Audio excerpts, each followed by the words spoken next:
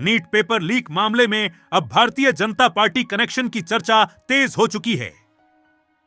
जिन लोगों के नाम इस मामले में सामने आए हैं, उनमें से एक आरोपी को लेकर मीडिया रिपोर्ट्स में दावा किया गया कि उसका संबंध बीजेपी युवा मोर्चा से था। सोशल मीडिया पर उसकी तस्वीरें बीजेपी नेताओं और राजस्थान के शिक्षा मंत्री के साथ वायरल होने लगीं। और यहीं से यह मामला सिर्फ एक परीक्षा घोटाला नहीं, बल्कि एक राजनीतिक तूफान बन गया।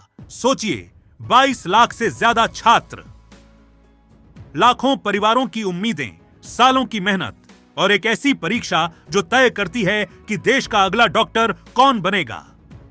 लेकिन परीक्षा से पहले ही कथित तौर पर प्रश्न पत्र बाजार में घूम रहा था। 2 मई 2026 की रात एक व्हाट्सएप संदेश भेजा जाता है। संदेश में लिखा होता है, ये कल के नीट पेपर के प्रश्न हैं, हॉस्टल में भेज दो।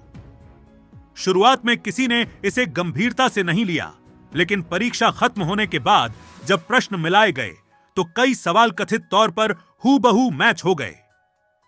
इसके बाद मामला सीधे जांच एजेंसियों तक पहुंच गया और फिर हुआ वो जो शायद ही कभी देखने को मिलता है। एनटीए ने खुद नीट परीक्षा रद्द कर दी। अब जरा 2024 को याद कीजिए, उस समय भी पेपर लीक के आरोप लगे थे। देश भर में विरोध प्रदर्शन हुए थे।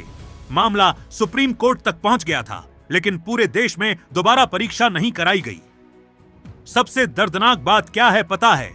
जो छात्र महीनों तक दिन रात पढ़ाई करता रहा, परीक्षा देकर राहत महसूस कर रहा था, उसे अचानक पता चलता है परीक्षा रद्द, फिर से तैयारी करो।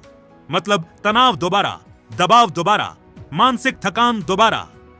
कई छात्रों ने अपनी किताबें तक बेच दी थीं, कई छुट्टियों पर चले गए थे और अचानक उनकी जिंदगी फिर उसी डर और तनाव में लौट आई। और यह सिर्फ छात्रों का नुकसान नहीं है।